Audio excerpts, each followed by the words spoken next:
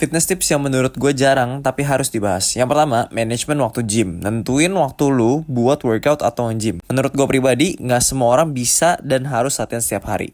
Cara paling wise untuk nentuin lu bisa latihan berapa kali seminggu adalah dengan meng-schedule semua aktivitas lu per minggu dan per harinya. Dengan itu, lu bisa tahu lu kosong di hari apa, di jam berapa, bisa workout berapa lama, dan jangan lupa include waktu lu buat OTW ke gymnya juga. Saran dari gue juga, cari tempat gym yang deket tempat tinggal atau tempat kerja, biar lu nggak buang terlalu banyak waktu di jalan, dan juga jadi lebih ada motivasi buat ke gym karena nggak terlalu jauh. Setelah udah nentuin semua itu, baru deh tentuin program latihannya.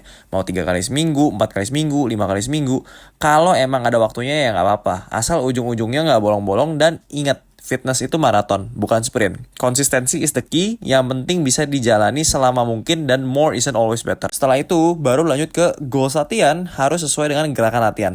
Apa yang dicari? Strength, aesthetic, endurance, athleticism, flexibility, atau yang lain. Nah, program latihannya harus sesuai dengan goalsnya. Contoh, gue sering banget denger orang, gue mah goalsnya estetik doang, Will. Terus tiba-tiba ngangkat leg press berplate-plate dengan ROM sedikit mungkin. Sebagai orang yang sempat fokus training for strength atau powerlifting dan bodybuilding juga, menurut gue itu sama sekali nggak efektif buat hypertrophy. Lu mau maintain tension di otot yang ditarget selama mungkin sambil melakukan progressive overload juga.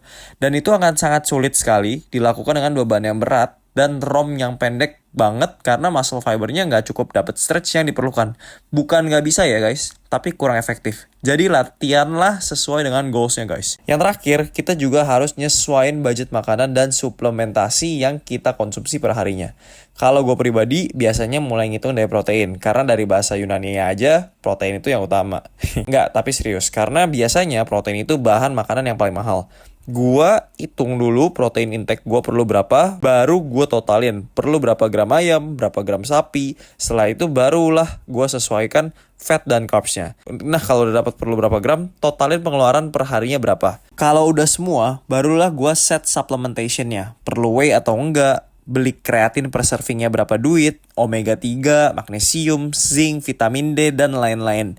Ini semua gua set paling akhir setelah gua sudah memenuhi kebutuhan protein, fat, dan carbs gue. By the way, untuk resep-resep makanan gue yang gue makan sehari-hari ataupun yang gue pakai buat prep lomba kemarin di ICN, itu bakal gue bahas di video-video berikutnya. Jadi don't forget to follow for more video.